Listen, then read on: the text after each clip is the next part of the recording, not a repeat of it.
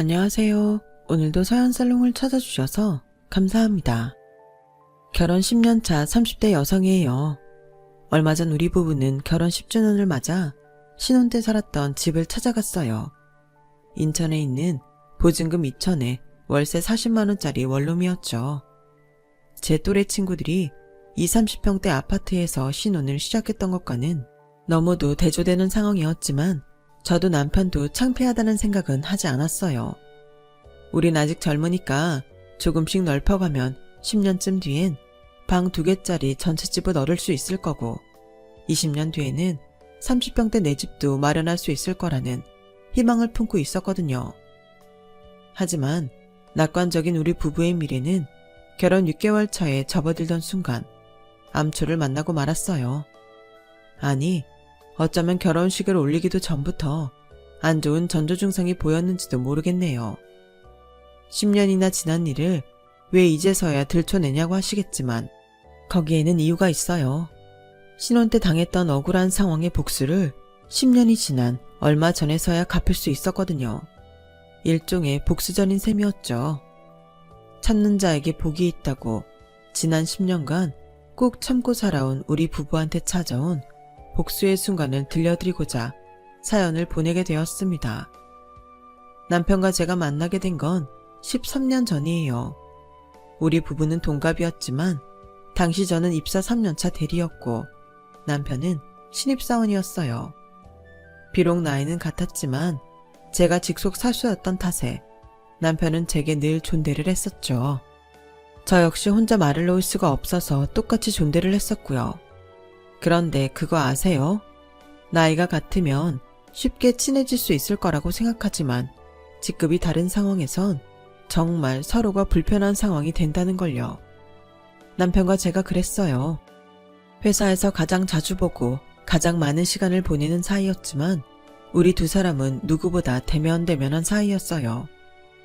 업무 외적인 말은 절대 안 하고 밥도 늘 따로 먹고 야근을 할 때도 말 한마디 없이 죽어라 일만 하곤 했거든요.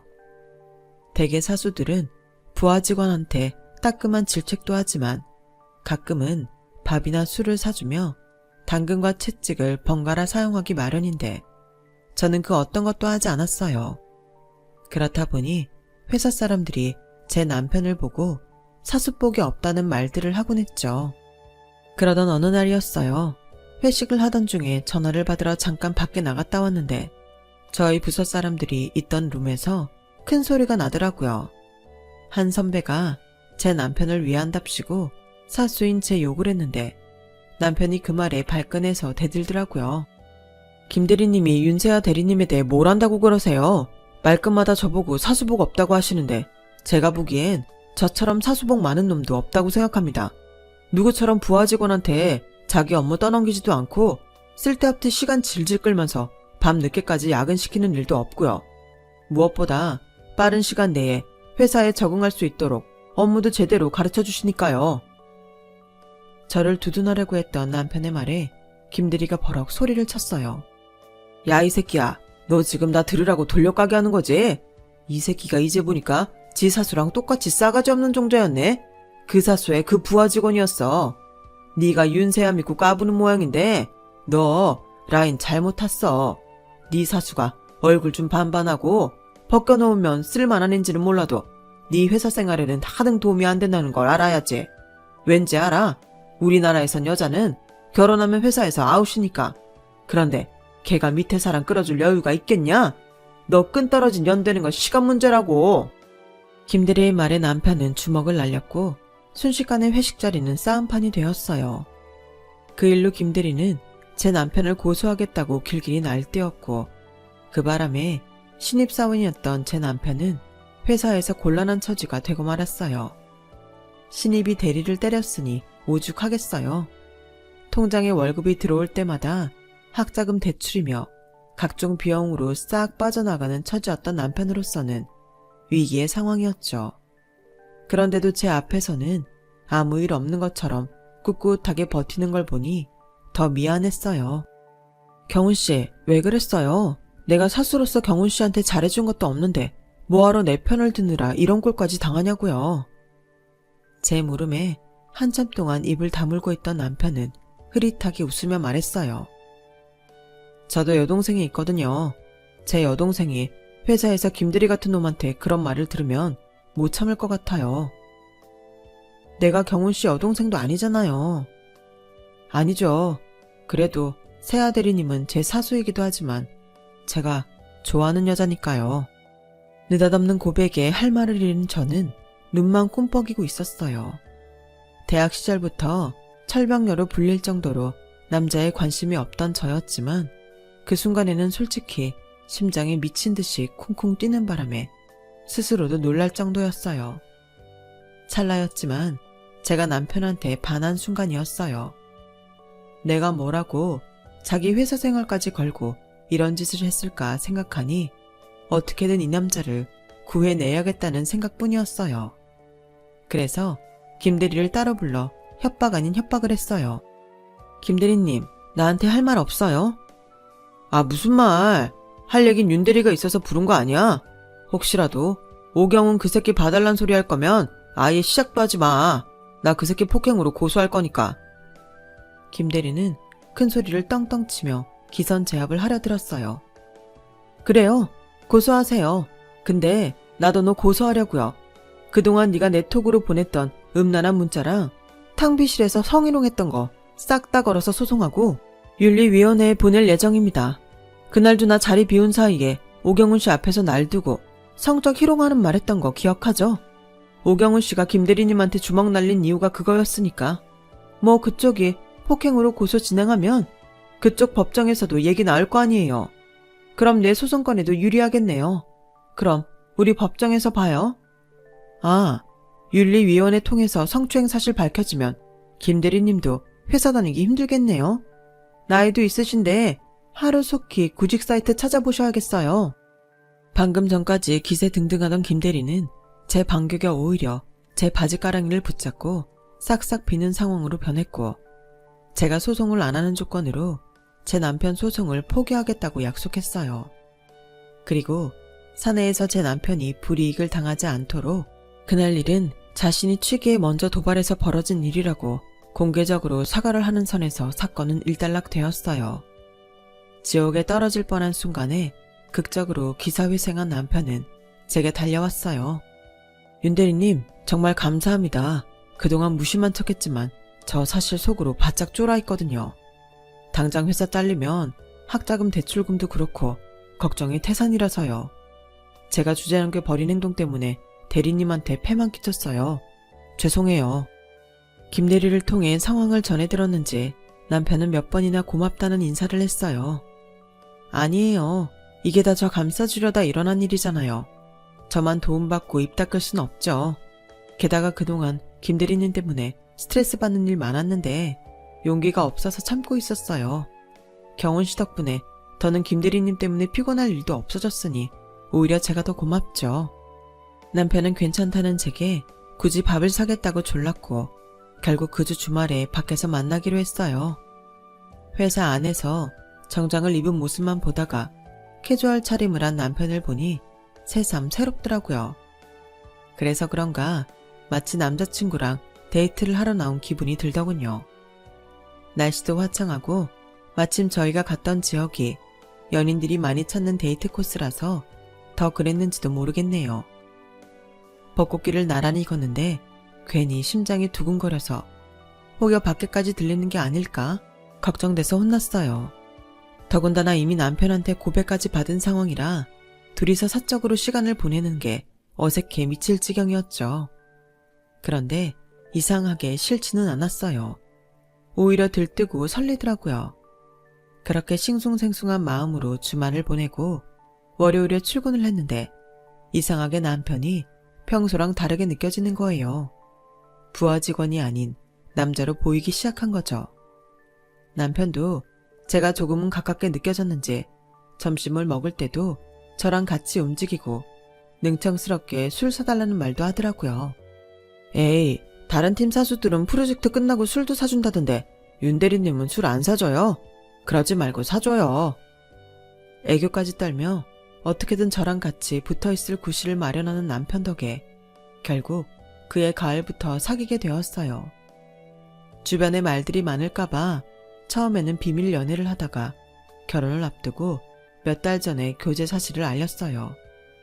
그동안 속여서 미안한 마음에 어떻게 실토를 하나 고민을 했는데 신기하게도 다들 이미 눈치를 채고 있더라고요. 그렇게 붙어 다니는데 어떻게 몰라. 우리가 다들 눈뜬 장님인 줄 알아? 팀장님 말에 어찌나 얼굴이 화끈거리든지 이럴 거면 뭐하러 기를 쓰고 감추려고 노력했나 싶더라고요. 앞에서 말씀드린 대로 보증금 2천만 원에 월세 40만 원짜리 원룸에서 신혼을 시작해야 했을 만큼 우리 부부한테는 돈이 없었어요. 정확히 말하면 남편 쪽 사정이 안 좋았죠. 사귀고 얼마 지나지 않아 남편은 자기 집 형편에 대해 얘기를 해주었어요.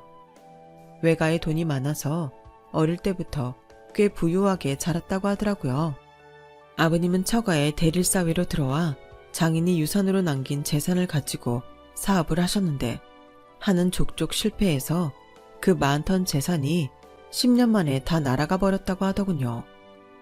결국 남은 거라곤 남편의 외할머니가 살고 계신 지방의 작은 아파트 한 채뿐이었어요. 우리 아버지는 사업이랑 안 맞는 사람인데 왜 그렇게 사업 욕심이 많으신가 몰라. 다른 집들은 살면서 집도 불려나가고 돈도 모으고 살잖아. 근데 우리 집은 대저택에서 살다가 다세대 빌라로 그러다 전셋집을 거쳐 지금은 월세살이로 전락했어. 내 월급에서 학자금 대출받은 거 갚고 어머니한테 생활비 좀 드리고 나면 한 달 월급이 개눈 감추도 사라진다니까. 너한텐 정말 미안해. 나도 너한테 해주고 싶은 건 많은데 아직은 내가 그럴 형편이 안 된다. 사귀던 때부터 그런 사정을 알고 있어서 결혼을 준비하면서도 큰 기대는 안 했어요. 일단 집은 남편과 제가 1,000만 원씩 내서 보증금을 만들고 월세는 우리 월급에서 내기로 했죠.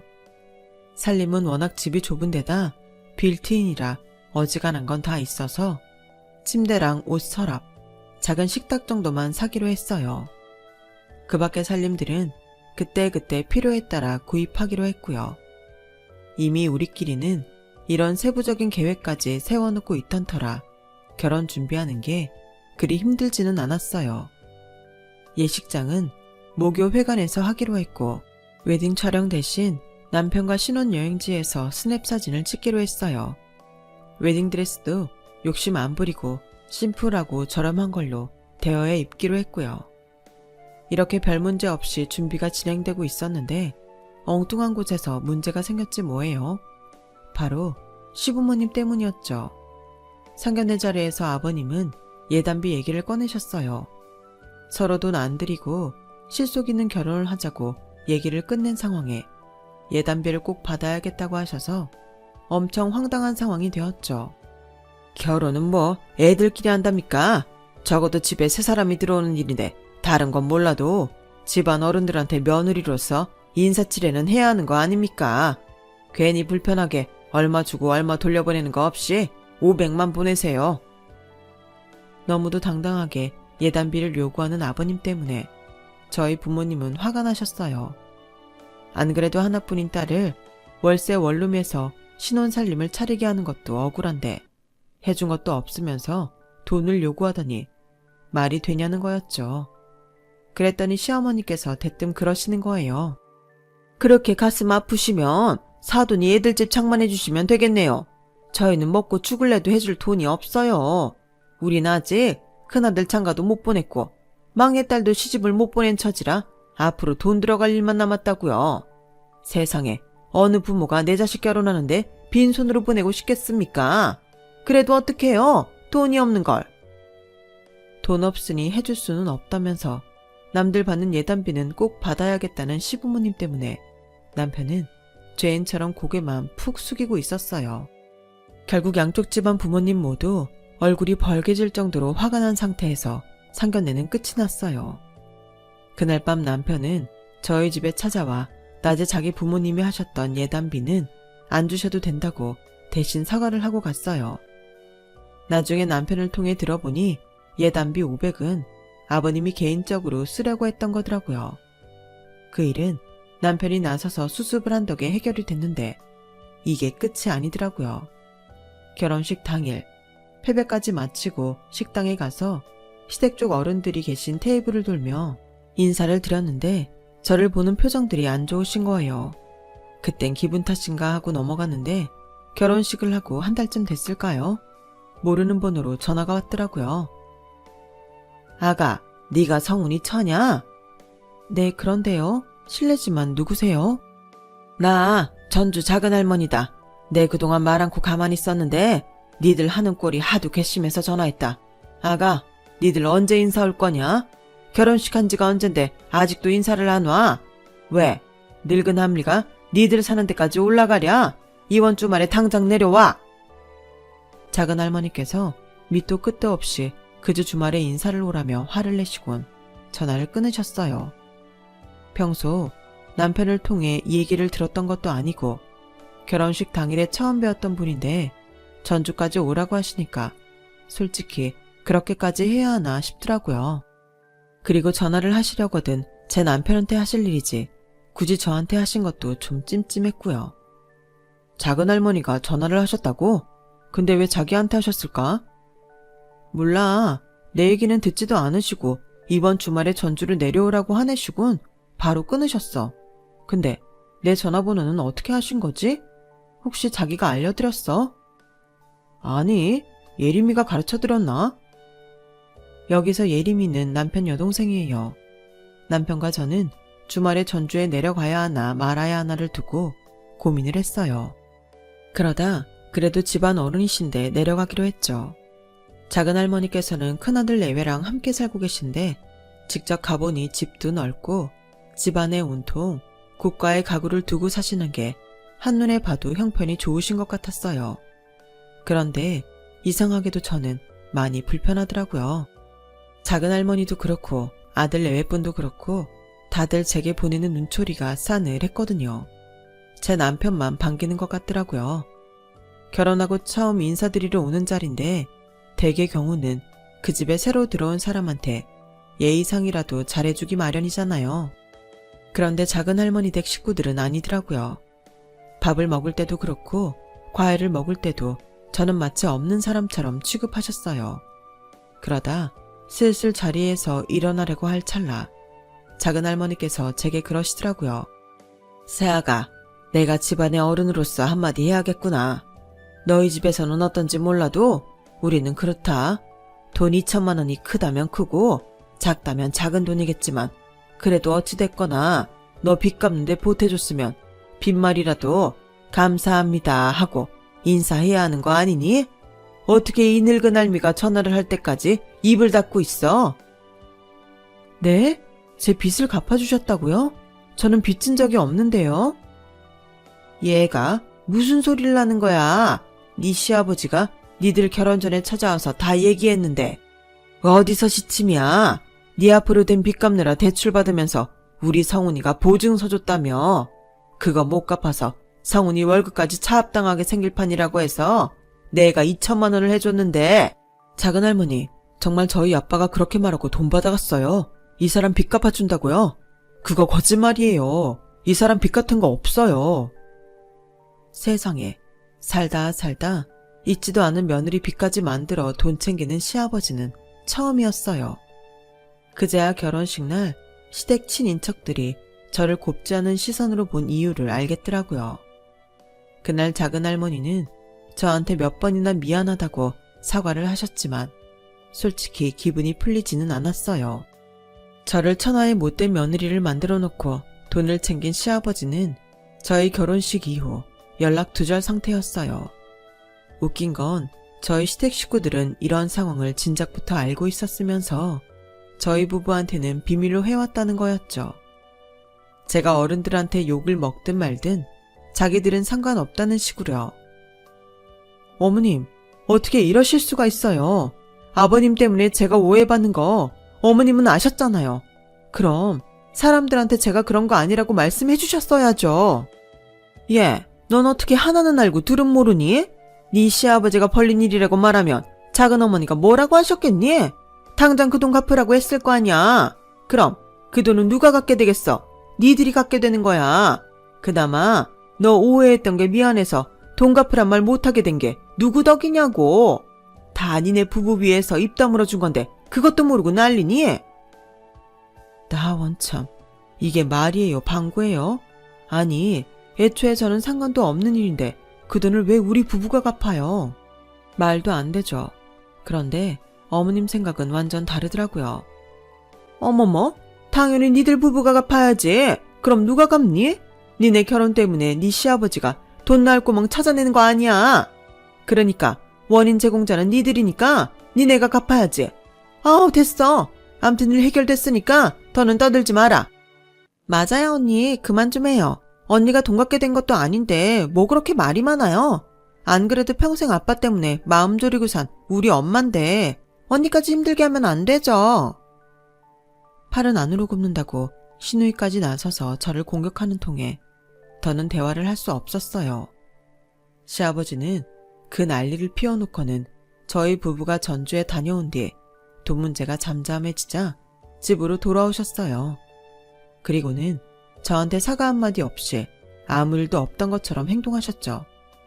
남편 하나 믿고 한 결혼이지만 그래도 이건 좀 너무하다는 생각이 들더라고요.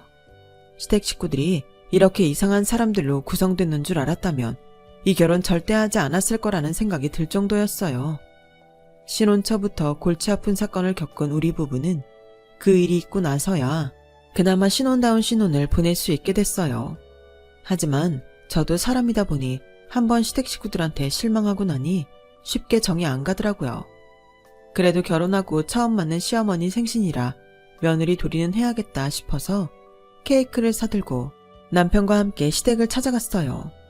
어머님은 선물보다는 돈을 좋아한다는 남편 말에 따라 돈 봉투로 전해드렸죠. 그런데 봉투 속에 든 돈 액수를 살펴보신 어머님이 대뜸 그러시는 거예요. 아니, 결혼을 했으면 2배로 넣어야지. 어떻게 결혼 전에 성훈이 혼자 줄 때랑 액수가 똑같니? 새아기 너는 안 보탠 거냐? 어머님, 생신 용돈으로 50만 원 드렸으면 적게 드리는 거 아니에요. 그리고 따지고 보면 그동안 이의가 많이 드렸던 거죠. 얘 말하는 것 좀 봐. 내가 지금 돈 적게 줬다고 일하는 거니? 50만 원이 많고 적고의 문제가 아니라 결혼 전과 후의 액수가 차이 안 난다는 게 문제라는 거지. 넌 왜 항상 네 편한 대로 말을 돌리니? 너 그거 아주 안 좋은 습관이다. 내가 이번엔 그냥 넘어가 준다만 내년 생일 때부터는 너 이러면 안 돼. 알았어? 결국 이날도 돈은 돈대로 나가고 욕은 욕대로 먹게 되었어요. 매번 시댁에 갈 때마다 기분이 상해서 오다 보니 저도 모르게 시댁과 거리를 두게 되었어요. 그러는 사이 시간은 흘러 결혼한 지 반년쯤 되었을 무렵이었어요. 시어머니 호출을 받고 시댁에 갔는데 제 남편 카드 명세서가 식탁 위에 놓여 있더라고요. 남편이 결혼 전에 생활 비용으로 쓰시라고 어머님께 드린 카드였죠. 저희가 결혼한 뒤에는 어머님이 사용을 안 하고 계셨는데 그래도 카드 정지를 해놓지 않아서 명세서는 오는 모양이었어요. 어머님, 아직 이 카드 사용하세요? 니들 결혼하고부터는 안 쓴다? 왜? 내 말 못 믿겠니? 명세서라도 보여주랴? 에이, 아니에요. 제가 굳이 명세서까지 살피지 않은 이유는 어머님이 카드를 사용하시면 그 승인 내역이 남편한테 문자 전송되기 때문이었어요. 아직까지 사용 내역 문자가 오지 않는 걸로 봐서는 안 쓰신다는 말이 거짓은 아니란 얘기였어요. 그런데 며칠 뒤 회사에서 남편과 함께 점심을 먹는데 남편 휴대폰으로 카드론 대출 승인 문자가 날아온 거예요. 자그마치 3천만 원이나요. 여보, 이거 뭐야? 자기 카드론 받았어? 아니야, 나 이 카드 안 쓰잖아. 어머니가 가지고 계신 카드야. 설마 어머니가 카드론 받으신 건가? 밥을 먹다 말고 어머님께 전화를 했어요. 그런데 안 받으시더라고요. 점심시간이 끝나고도 저랑 남편이 번갈아 어머님께 전화를 해댔더니 몇 시간 뒤에서야 전화를 받으시더라고요. 어머님과 통화를 마친 남편은 얼굴이 흑빛이 되었어요. 자기야, 어머님이 뭘 하셔? 카드론 받으셨대? 아, 진짜 나 정말 미치겠다. 형이 사채까지 끌어다 주식 투자를 했는데 그 바람에 5천만 원이나 날렸다나 봐. 그거 못 갚아서 집에 차압 들어온다고 난리쳐서 내 카드로 카드론 받았대. 말도 안 돼. 당장 카드론 취소해. 자기가 직접 카드사로 전화하면 되잖아. 이미 늦었어. 카드론 들어온 계좌에서 돈 빼서 사채비 갚았대. 자기 계좌에서 어떻게 돈을 마음대로 빼가? 설마 현금 카드도 어머님한테 드린 거야? 남편은 축 처진 어깨로 고개를 끄덕였어요. 결혼 전 남편이 매달 어머님께 생활비를 보내드리던 통장 카드였는데 카드 대금을 그 통장에서 빠져나가게 해놨었나 봐요. 그땐 남편이 부모님과 함께 살 때였으니까 편의상 그렇게 해두고 썼던 건데 그게 이렇게 큰 문제를 야기시킬 줄은 몰랐던 거죠. 그럼 자기 형한테 전화해서 돈 달라고 해. 형 낮에 그 돈 빼가고 잠수 탔대. 직장도 지난달에 퇴사했고 아예 전화도 안 받는데. 미치겠네. 그 말을 듣는데 정말 손가락이 바들바들 떨리더라고요. 정말 당장 달려가서 멱살이라도 쥐고 한바탕 하고 싶은 마음이었어요. 가까스로 화를 누르며 퇴근 시간까지 버틴 저는 퇴근하자마자 남편과 함께 시댁으로 달려갔어요. 어머님, 정말 저희한테 왜 이러세요? 왜 제 남편 카드로 대출을 받아주신 거예요? 그럼 어쩌냐? 내 아들 신용불량자 만들 수는 없는 노릇인데 니들은 둘이 버니까 금방 갚을 수 있잖아. 아니 그걸 왜 저희가 갚아요? 아주버님이 쓴 돈이니까 아주버님이 갚아야죠. 저희 가진 돈 없는 거 어머님도 아시잖아요. 오죽하면 신혼집도 원룸 월세로 살겠어요. 저희 보증금 2천짜리 월세집 살아요. 그런데 무슨 수로 3천만 원을 갚냐고요. 그러자 신우이가 대뜸 그러는 거예요. 언니 결혼하기 전에 친정 엄마한테 그간 모아둔 결혼자금 맡기고 왔다면서요. 이자 놔달라고요. 결혼식 때 언니네 이모가 하는 말 들었어요. 그 돈 찾아서 갚으면 되겠네. 아가씨, 그걸 말이라고 해요? 그리고 내 돈을 왜 남의 빚 갚는 데 써요? 말도 안 되는 소리 하지 마세요. 너 정말 독한 애구나. 수중에 돈이 있으면서 네 돈 쓰기 아까워서 손바닥만한 원룸에 사니? 암튼 우린 그 돈 못 갚아줘. 돈이라곤 먹고 죽을래도 없어. 너무 황당하고 어이가 없어서 저는 그 돈 안 갚아주면 이혼도 불사하겠다고 맞서곤 남편과 함께 시댁을 나왔어요. 이혼까지 거론하며 큰 소리는 쳤지만 결국 그 돈을 우리가 갚게 되리라는 건 알 수 있었어요. 사실 제가 친정에 맡긴 돈은 나중에 전세로 넓혀갈 때 쓰려고 남편과 상의 끝에 이자를 놓은 돈이었어요. 그런데 그 돈으로 엉뚱한 사람 빚을 갚게 되다니 비가 거꾸로 솟는 것 같더라고요. 남편 명의로 된 카드로 벌어진 일이니 시댁에서 안 갚아주면 별 수 없이 우리가 갚아야 되는 거니까요.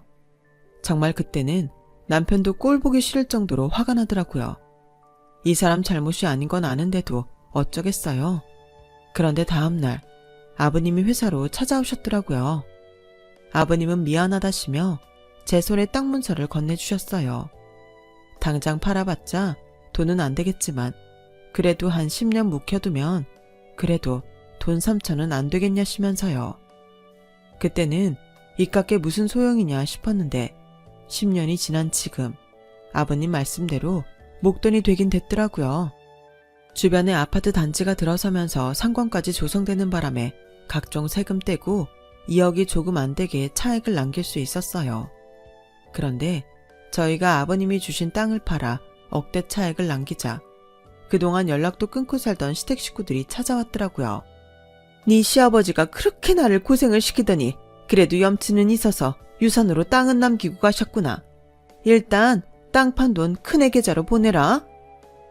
어머님, 무슨 말씀이세요? 그걸 왜 아주버님 계좌로 보내요? 그 땅 저희 거예요. 기억 안 나세요? 10년 전에 아주버님이 우리 그이 카드로 대출받아 쓰곤 나 몰라라 했던 거? 그때 아버님이 3천만 원 대신 그 땅 문서 저희한테 주신 거라고요. 그 휴지 조각 같은 걸 10년이나 품어뒀다가 억대 땅 만든 건 우리라고요. 그리고 아주버님, 사람이 양심이 있어야죠.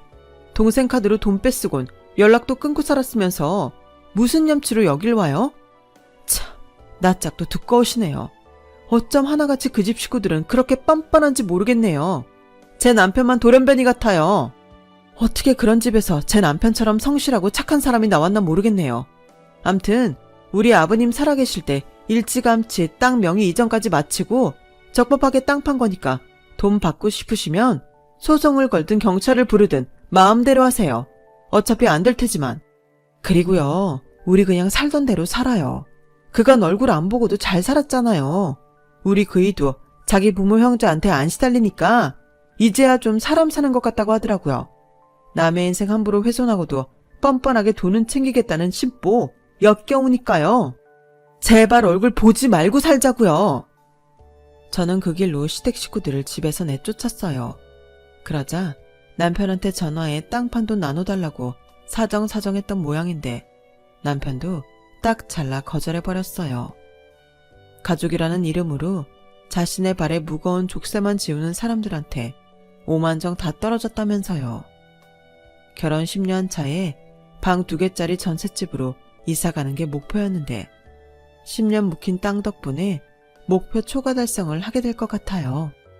저희가 내 집 장만에 성공했거든요. 물론 은행 대출이 껴있어서 완전한 내 집이 되려면 한참 더 고생해야 하지만 그래도 원룸에서 시작한 우리 부부 치곤 완전 성공한 거죠.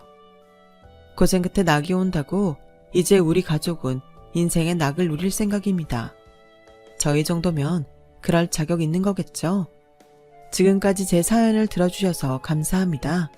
들어주신 분들도 인생 대박 나시고 건강하세요. 여러분, 사연 댓글에 응원과 현명한 조언 부탁드려요. 좋아요와 구독은 저에게 큰 힘이 됩니다. 오늘도 좋은 일 가득하세요.